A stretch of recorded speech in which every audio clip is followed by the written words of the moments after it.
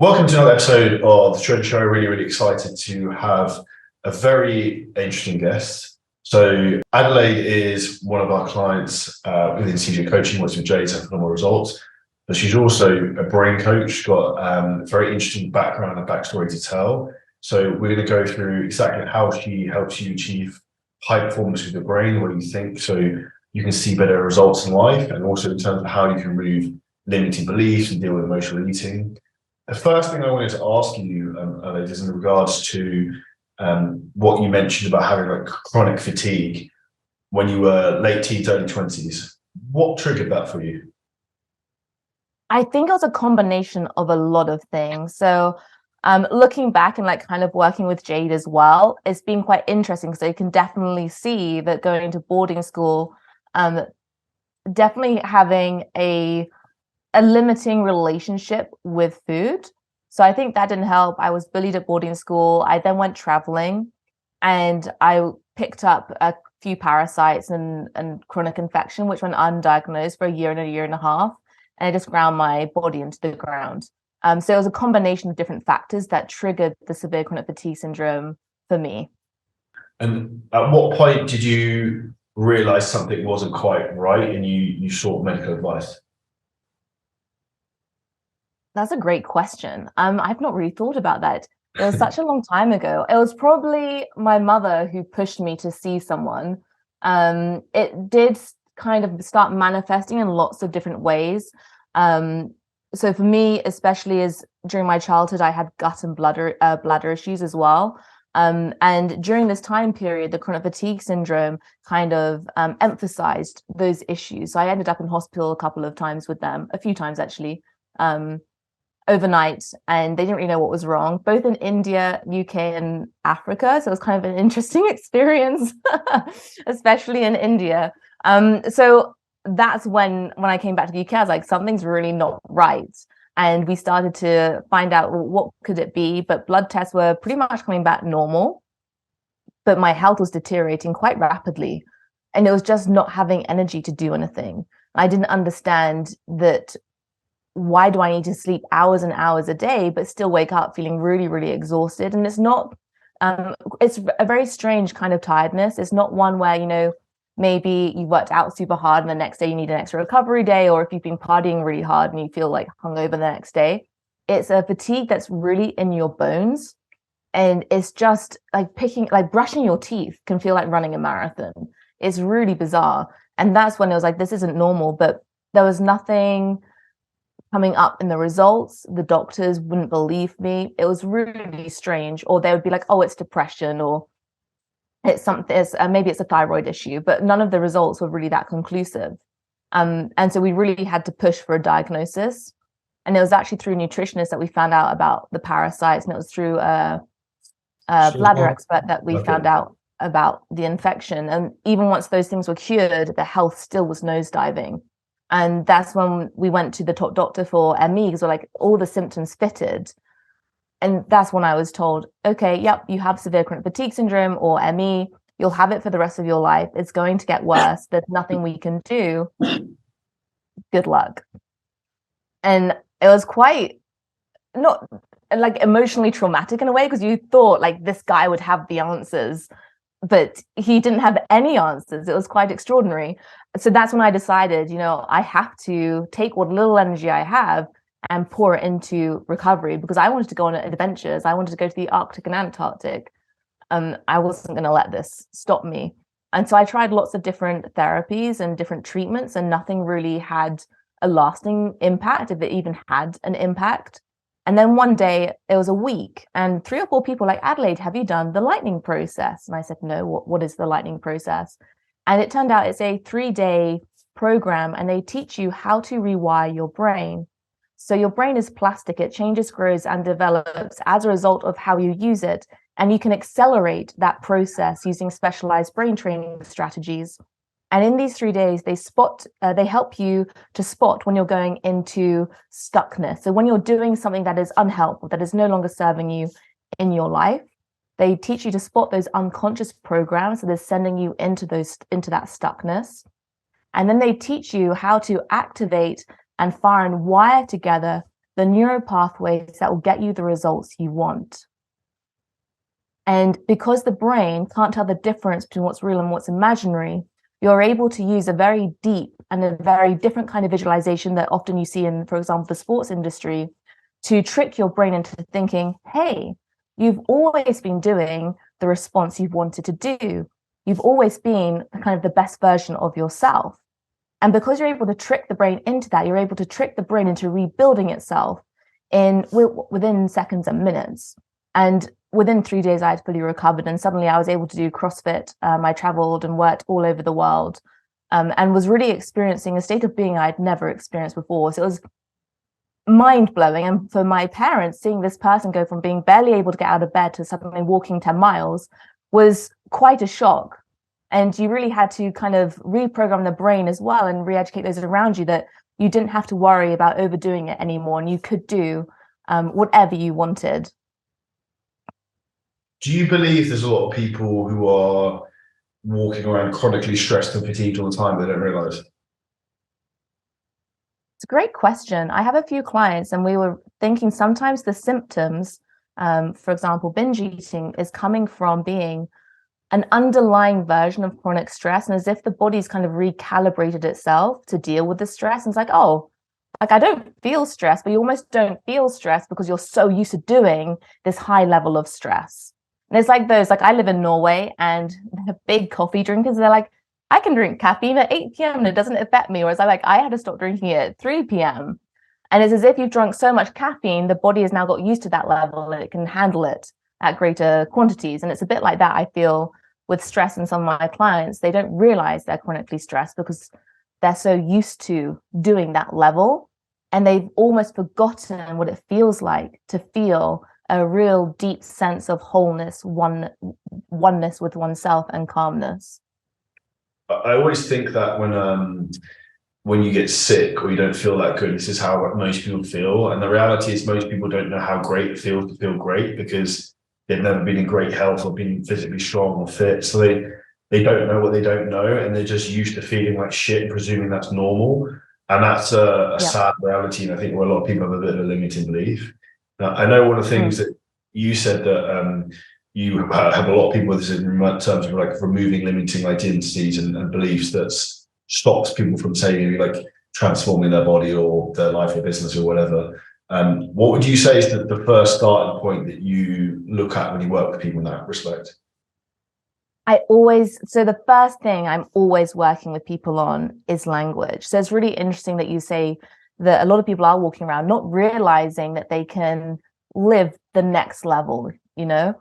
And when I ask them like, hey, what's your ultimate goal? What would you love to achieve? How would you love to be? As you said, it's always what they don't want. I don't want to feel stressed anymore. I don't want to feel overwhelmed. I don't want to feel anxious or, heavy or clumsy or overweight or uncomfortable or tired or lonely. And the problem is that our narrative and our language is so strong around the things we don't want, which is activating feelings, because thoughts produce feelings, feelings produce thoughts. You get in this cycle. Your brain is now rebuilding itself to help you think and feel in these unhelpful ways that you get stuck doing this limited state of being. And as you said, it's then very difficult for people to imagine, well, what would the ultimate version of myself be? What would that feel like? What beliefs would that person have to have? What identities would they have to have? And you have to retrain the brain and the body to think and feel in that ultimate version of you again. So when people come to me, I'm always really curious, how are they talking? Because the way that they're describing things to me is a very key indicator of the self-talk and narrative that is going on in their brain. And that's the number one thing I change is language, because once you can change your language and you can talk yourself into something, you're starting to fire and wire those really powerful, helpful neuropathways that will get you the results you want. And your brain is just like your body, it's a muscle. So the more you're able to fire and wire together the neuropathways that get you the results you want, the stronger, better, and faster they become at their job. And your brain rebuilds itself, kind of creates super neuro highways to the results you want. And it's all based on, to the results you want if you're doing it in a very purposeful way. But equally, the brain will create neuro pathways to the results you don't want if they're the ones you're using the most. So you have to train your brain in a very purposeful and deliberate way so it will activate and strengthen the neuropathways you want for the desired results you want. And the less and less you exercise your certain neuropathways, the weaker and weaker they become. Which is why for some people it can be so difficult to think, what does thriving feel like? Because they've just never really used those neuropathways. What's your thoughts on things like brain training apps, like things like Elevate? So actually, I use neuroperformance technology as well. I use the app Soma NPT, Soma Neuroperformance Technology. For me, I think there's no better app out there. And that more deliberately trains the brain to resist mental fatigue. So if we're looking at sport, everyone thinks that, oh, I'm slowing down because my body's in pain, I'm breathless, my heart rate is too high. But actually, they've proven in hundreds of research articles that the number one performance stopper is mental fatigue. So the app I use very deliberately trains the brain to increase its resistance to mental fatigue so you can perform and sustain a higher level than you would if you were maybe doing the same thing, but you hadn't trained the brain for fatigue. So when your brain becomes tired, you start slowing down because it's harder to maintain that effort. And it also trains the brain for things like accuracy, for decision making, and for responsiveness as well. So with certain apps, I'm always a little dubious, but I think if it works for the person, then that's amazing. If it opens the door for them, then it's incredible. And even apps like Calm and Headspace, although they're not necessarily seen as brain training apps, they're still training you to activate the neuropathways for relaxation, for calmness. And if it opens the door for someone to start exploring different ways that may be more unconventional, that will help them create the change they need to live their best life, and I think that is incredible. It's funny, I was literally, the next thing I was going to ask was about things like Insight Time and Headspace. So like I've gotten out of the routine a bit, but I used to have a routine which was really good, which is probably back into where like I'd wake up, I'd take like a nootropic formula, and then I'd sit out time and listen to like Insight Timer for like 5 minutes, and I'd do 5 games on the Elevate app, and like I'd have to go into Merriam-Webster's dictionary and learn a new word, and like try and like constantly like try and push my brain to go faster and faster and faster. What time would you say is the best time for people to use like brain training technology? Would you say it's first thing in the morning or? So if we're looking at athletes, then it depends on what season they're in and what sport they're playing and the goal of using the app. If we're looking at just someone who would like to live their best life, would like to start activating the neuropathways, I always recommend right away in the morning, like do not like open. It's so tempting. And I know so many people do this when you wake up and you open email, you go down the social media rabbit hole. But the problem is that you're now becoming reactive and we want you to be responsive instead. So I always recommend the moment you wake up, meditate, because in that instant, you are priming your brain for the rest of your day. You're setting the foundations for the feelings and the thoughts you want to be having. And you're just more able to be self-aware. You're more able to maintain those feelings, to maintain the thoughts and really think. So when I do my meditation, it's about entering a very calm state, but it's also about visualizing, who do I want to be today? How am I going to show up in the world? What version of myself am I going to bring to the table? And then equally, what thought or what feeling, what behavior do I not want to to escape my conscious? So if I want to improve my nutrition, maybe it's like, okay, I'm gonna, like with Jade's plan, it's like, okay, today I'm gonna follow what she has sent me, or I'm gonna go to the gym today and not let anything else distract me. And then it's going back to, well, who is that version again? What would my ideal day look like?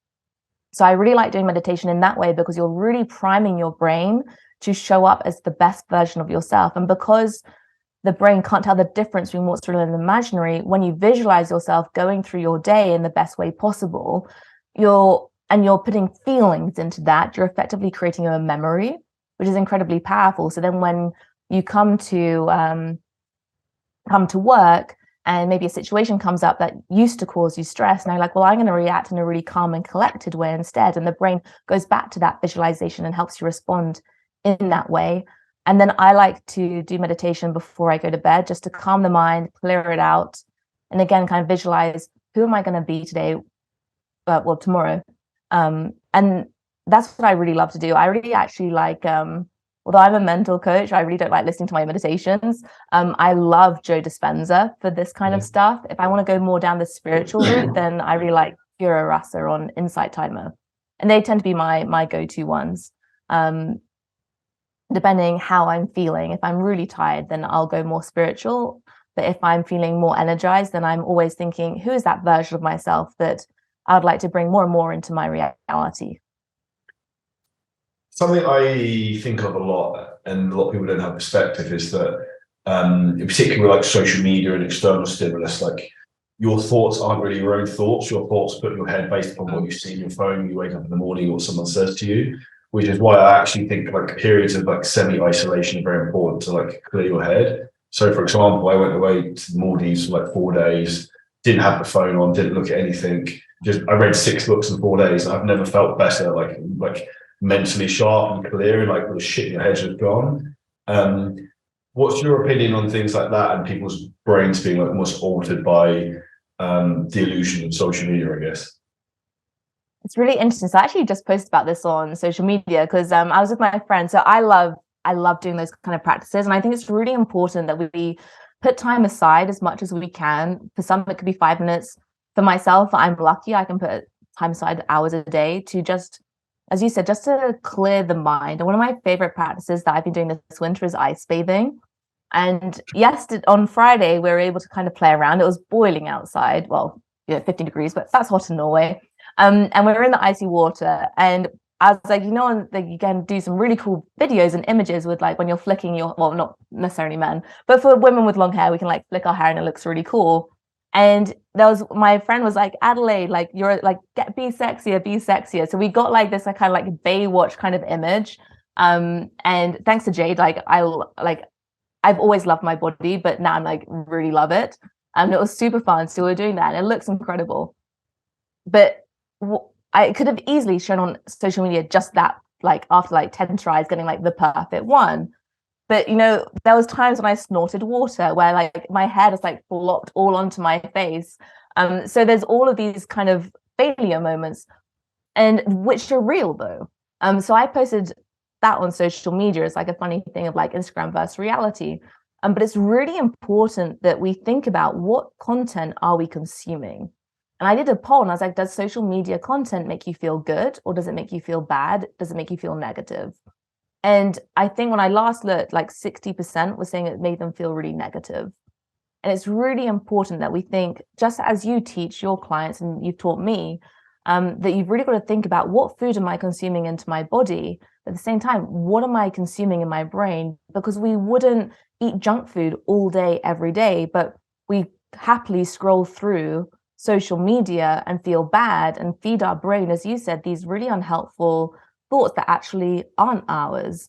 But it's like junk food for the brain, and you need to go on that diet, which is more enjoyable and actually easier than going on a diet for your body, because it's just defollowing or muting content that doesn't serve you, that doesn't take you to your higher self, and that kind of drags you down or sends your thoughts or wires your brains into all these different ways. And especially if you're looking at adverts, they're really fine-tuned to pulling on those unconscious programs to make you react in certain ways. And the news is really good at this, very fear-mongering in the content they project. And it can be overwhelmingly negative. And then we think there's nothing good going on in the world, or we think people always look in a certain way, or they're living their dream life.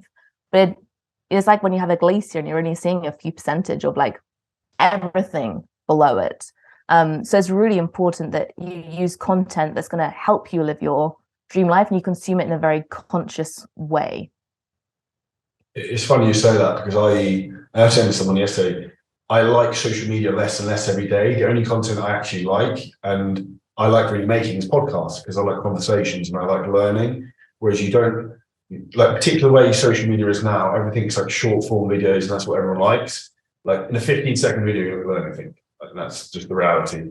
Or like realistically, whereas like you could listen to, even just segments of people's podcasts that are 5 minutes long like this, and you can pick up so much knowledge from the best people of free. Or also you could start your own podcast and ask people anything you want to learn what you want. That's an easy hack for everyone. But it's interesting you pick up on that. And I don't think we've really seen the extent of how people's brains have been manipulated yet by this. But what gets even scarier is with the evolution of artificial intelligence is that probably within 12 months, because they can do it already, there will be people on social media who aren't real people that are just made up by AI. And then you don't even know who's real or who's not. And that's a whole into the matrix conversation, really. Yeah, and it's already being done. They've already been doing experiments with influencers who aren't real, and in all different industries as well. And I think it's going to be really interesting to see how does that influence people's mindset, because it's probably going to be the biggest transformation that we've seen in the world so far, and just wrapping your head around that. And it can be used in so many nefarious ways as well as good ways. So I'm really intrigued to see how is it going to roll out, as you said, and how is it going to change people's mind and perspective in good ways and in bad ways. It's going to be I'm intrigued. I'm intrigued for the journey. Yeah, I think it's a bit like iRobot when that came out, right? But it's part of like human evolution. But like the things we already have access to now, you can imagine what isn't open to the public, what's been available for a while, and that's where these things have been probably going on for a long time, but no one's really known about it. Yeah, I completely agree with you on that one. What would you say in terms of like the brain training work you do with people that the biggest thing is holding people back? So in my opinion, a lot of it is lack of belief that they can achieve certain things. So something I started doing and I recommend for everyone else is like writing their goals down every day. So like literally this notepad out here, I will write down like, I am in the best shape of my life. I have a net worth of whatever. I have achieved X, Y, Z, like in present tense, because the more you say those things about yourself, the more you believe them. And there's an author who I'm obsessed with, he's like a business author called Brian Tracy. And he talks about all the time in terms of like positive mental language, the way you talk about yourself. He said one of the best things you can say in your head, like, or even out loud, is like, I like myself. Because the more you like you, the kinder you're going to be to yourself, and probably the more opportunities you allow yourself to have. I absolutely love that. I'm always telling my clients, like, again, like, who is that ideal version? And write it down. Like, what do they feel? Especially feelings and thoughts and beliefs. Because when, like, I have clients who are wanting to lose weight, and they can be told, like, one of my clients a year ago was told, like, you have to lose weight for your health. Otherwise, you won't be able to do the things you love. And she loves doing CrossFit, ultra running, all that kind of stuff. And you'd think if you're told that you would lose weight. And she actually put on weight. And we were working together, and she was like, why? I want to do this, but why is this so difficult? And I was like, well, how do you identify? And she was like, oh my God, I'm this like heavy, clumsy person. So I was like, well, of course, all of your beliefs, all of your thoughts, actions, behaviors are going to come from that identity. I was like, who would you love to be instead? And she had to go away and really think about it. And she's like, okay, I want to be an athletic and adventurous person who eats really healthy to do the things that I love. And I was like, great. Write that down. And as you said, like, write down your goals, write down your feelings. Now, if you write it in present tense, then that's one path, a way of doing it. But other people, they like writing it down in past tense. So like, oh, I've already done this race. It was really amazing. It went really well. This is how like I dived in. Or, like it's been a year and I've been eating really healthily. And when you write it in past tense, the brain's like, oh, this is a memory. So you can kind of do it in two ways, but either way you do it, and making sure that you're using language. So the brain can't process a negative once. So what I hear all the time, even from like Olympic athletes, is I go, oh, I don't want to be in pain anymore, or I'm not a stressed person. But the brain doesn't hear a negative one. So if I ask you or your audience, like, do not think of Einstein riding a purple donkey, like juggling 5 pink kittens. Did you kind of have an image that came into your mind or a video around that? Straight away. Yeah. So this is the thing. When you say, I don't want to feel stressed, I don't want to feel anxious, your brain has to understand that instruction. So it activates the feelings, the thoughts, and the physical manifestations around whoa, what does it mean for me to feel stressed or anxious? So when you're writing your goals down, when you're writing manifestations down, when you're writing who do I want to be, it always has to be in this performance and life enhancing language. So it's like, I'm this really, sorry. Sorry, you go. As I said, like, so you want to be like, I'm this really calm person who goes through my day in this like a really amazing way. And if you know where you get tripped up on, so if you know that when I feel stress, I binge eat, then it's like, when a stressful situation happens, it's like, well, then I react in this amazing way. Because you wouldn't come to, well, Norway at the moment in a bikini, you'd come with like your warmest clothes possible. And so we want to make sure that when you do have these challenges, you are mentally prepared to overcome them and do a better and more life enhancing response than the one that you used to do. 100%. The one thing I was going to say is you mentioned goals in there, and statistically it's proven you're in the top 1% of people in the world if you literally just set goals. So like, if you take nothing from this, listening to both of us, just set goals for everything. So like literally in front of me, I got 1, 2, 3.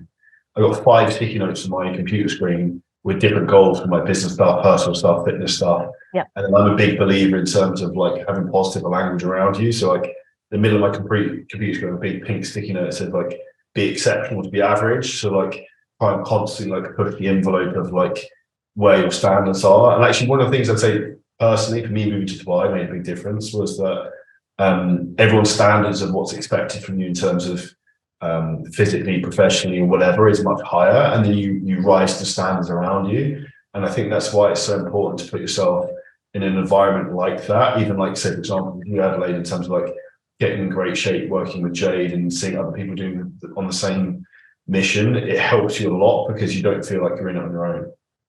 Exactly. And actually, funny enough, that's why I moved to Norway. I wanted the mountain and the outdoor lifestyle. And in the UK, I just don't have that. Like everyone's like, if you want to socialize, it's like mostly going to the pub or going shopping or going to a cafe. And I was like, I want to go for a walk, or I want to go skiing, or I want to, I want to do an activity that is outside of nature and lights me up. And in Norway, it's like, hey, do you want to go climb a mountain today? It's like, or do you want to go ice bathing, or do you want to go for a walk, or do you want to go ski or camp? And I'm like, yes. So that's why I moved here, was to be in an environment that supports me in being who I want to be and being my best version. You can do it in online spaces. That's why I joined CJ Transformations and your community, is because I wanted to be with other people who are achieving the goals I want to achieve. Because when you're, as you said at the beginning, like some people don't believe that they can create the change. And if you're in a community where someone has created that change, then you're more likely to believe it. And then you're more likely to feel like, I can achieve this myself. And so that's why I love it as well. The biggest, most common thing I see is people don't believe what's possible until they've seen it. And then they see it, they're like, shit. Like, and then that person gets a little bit of success and then bang, they're off. Because it's like a flywheel. So like you get a little bit of momentum, it goes faster and faster and faster. Or if you're in Norway, it's like a snowball going down the hill, it gets bigger and bigger and bigger because you just get that momentum and the pace gathers. And I think the biggest issue I see is most people don't give things a try, whether it be brain training, fitness, get in shape. Like they don't give the snowball a push to see if it can go anywhere. They're too hesitant. And respectfully, we're both British, and we can say this. I think that's very much a British culture of like we're very conservative and not willing to like step over the line and try something different. If that makes sense. Definitely, it's been interesting experiencing the British culture and then the Norwegian culture as well. It's all very similar. And it's always going for the more obvious things. So especially in my work, is you're almost having to educate people around what is possible, as you said, and what you can get with this kind of methods. And even the athletes here, like I'm always blown away. In America, you have athletes on these amazing mindset programs and brain training programs. But in England and the UK, it's like it has to be conventional. And even then, they would much rather fine tune a bike or a wetsuit or a tri-suit or whatever piece of equipment it is, or their body, than actually look at the brain. I always find it kind of mind-blowing because the brain influences every single thing you do. Like it's influencing how fast you can go. And I think it's one of the last frontiers, especially in sport, where you're going to see suddenly the biggest advantages. And Formula One knows this. Their athletes do so much brain training. It's incredible, but it's just not quite percolated over into other sports yet. Why do you think that is? I think It's quite an unpopular opinion. So one of the barriers I face is sport is a male-dominated industry. There's a lot of egos. And a bit like the chronic fatigue syndrome, if my doctor doesn't believe in it, how can you have something that isn't believed in? And very much like here, it's like mindset. Oh, it's not that important. In order for them to ski faster, to run faster, or to do whatever the athlete needs to do, it's to do with the body. It's to do with the equipment they're using. It's not really to do with the brain. Or if it is, it's like on a very basic level. But even in sports psychology, it's been quite interesting doing my master's, because although there's a lot of research, the ways that I've been taught and experienced how the brain works is still not quite integrated into the psychological research that I'm reading quite yet. So traditionally, it's thought that it takes a long time to create change, and it's very difficult to create change. And maybe you can't fully transform certain things like anxiety. You can reduce it, but maybe you can't remove it. But having gone from being bedridden to then being able to do Ironmans, being able to cross-country ski across Svalbard, being able to, ski for 6 hours on Saturday and Sunday and exercise 1 to 2 hours Monday to Friday, I understand that the brain, my belief and my map of the world is actually the brain is very easy to change, and it can be done very quickly. And I think I'll be most excited when we start seeing that in sport and in our lives as well. But at the moment, the majority of people who are running these programs, who are running the sports schools or running athletic programs, they tend to be a lot older. They do tend to be men, and they have a very specific view and belief of the world, and the way that the brain actually works doesn't always fit in with that. And it's not seen to be as important. So for example, for here, they'd much rather outsource it to an app, or to, if they need help, then they have a psychologist they can access. But if you have teenage girls who have eating disorders, they may not feel comfortable to reach out to a man, or actually they don't realize what they have is a severe disorder or an issue that needs to be changed, so they don't reach out for help. And we see this in adults as well. Like, we don't always reach out for help when we actually need it. And I have my athletes are high performers who are using the neuroperformance technology app, and even then they're like, oh yeah, I've done it, but it's not really worked, or I'm not really seeing the experiences. I'm like, you do know I can see exactly when you logged in. I can see when you have done your training and when you haven't. And you're lying to me right now. And they're like, oh crap, I haven't actually done it. And then they go back and they do it. But I'm like, if you're not monitoring children doing that, or your athletes using an app, if I can't get my adults to do it who are paying me a lot of money, I don't think that those teenagers are doing it. And I also know from having worked with them that they don't always have the vocabulary to really express and to understand, what am I doing stuckness around? Because I just feel bad. So I think a lot of it comes down to not really understanding the power of the brain, and not really willing to necessarily open the door to what could be possible if they put in a mindset curriculum. Because from my point of view, if you had a psychologist in who could create a program for your athletes for the entire year and teach them to spot when they're doing stuckness, how to train the brain to get the results they want, you wouldn't necessarily have as many athletes being stuck with severe issues, because you'd have caught that much earlier on in its journey or in its progression. Yeah, I agree with you 100% on the mindset side of things, and the mental performance coaching needs to be pushed. And I think the body will only go where the mind takes it. And I think this will only change when one athlete comes out who's the best in the world at something, and he pushes this as the main thing that's different. So, like, to give an example, if you look at like basketball, for Michael Jordan, no basketball player would ever do any weight training, because it makes you big, it's bulky, it'll ruin your game. Michael Jordan comes out, starts working with Tim Grover, starts doing weight training, best basketball player in history, and then everyone's like, oh, we need to do weight training. And that's what happens over a year. Everyone's mind shifted, we need to go and do this now, because one person's is doing it, then everyone else will follow. I think everyone else is a little bit like sheep, and they would follow whoever is the number one person at the time. Yeah. And again, it's changing that belief as well, isn't it? Because sometimes a belief is so presented to us, it's like a truth. And until we have insurmountable evidence against it, it's very difficult for that belief to come crumbling down. But eventually it does. Is it irrefutable? There's a saying I know. This is a weird fitness analogy, right? So say there's a lot of fitness trainers who are very knowledgeable, but they look really shit. There's an element of sometimes it's not what you know, it's what you can prove. And I think there's an element of that in that situation where probably deep down people are like, I don't know, head of UK sport or whatever, probably feel it is correct, but they're reluctant to put their neck on the line when there's no one else who's a big superstar who's like, I need to do this thing, if you know what I mean. Yeah, I completely agree. So I'm really excited for when that happens, because I think it will open the door to so many transformations and really incredible performances once people start to really deliberately train the brain for a life that they love, not just to maximize performance, but to be like, because sometimes I have an athlete who's won a race and he's like, I feel like I failed, like I'm miserable about my performance. I'm like, you just broke a record, or you just won that race. So I think once you start to understand this is how I can manage my mind and make it work for me, you free yourself up for all of this potential and to really live a life that you are deeply in love with, which is in a way more important than the performance, because you can have a great performance or a bad performance and have equally awful feelings about it. But if you are able to manage the mind, you're always, if you have like a not so great performance, you can learn from it and make the next one even better. And if you have an amazing performance, and you're able to really fully celebrate in that.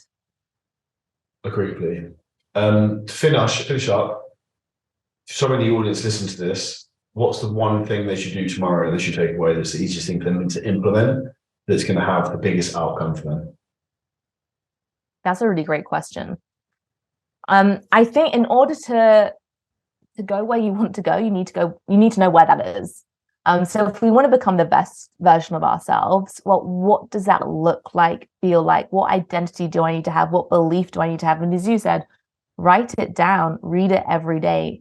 Like, you want that version of you to be imprinted into your DNA. So it just becomes second nature for you to be this amazing version of yourself. But you've really got to know, who is that person? How can I bring that person into my life today? What behaviors would they have, thoughts and feelings? And it's just making sure that you are continuously doing those things to help you bring that person in with her goals and dreams into your reality. 100%. To finish up, where's the best place for anyone to find out about you, what you do, and if they're interested in further brain training or how you can help them? Great. So you can find me on my website, which is adelaidegoodeve.com. I'm also on Instagram, which is Adelaide Goodeve. I share brain training hacks and also my life in Norway, if you want to see what that's like. But I'm really actually most excited about talking about podcasts. I'm diving back into the podcast world for a secret podcast, which expands on what we've spoken about today. And you can sign up through adelaidegoodeve.com/bootcamp. Awesome. I'll put all the show notes below with all the links and everything, so everyone guys can check that out. So thank you very much for your time. Really appreciate it. For anyone listening to this, make sure you go and check her out. Leave us 5-star review, subscribe to the podcast, and we'll see you next episode very, very soon.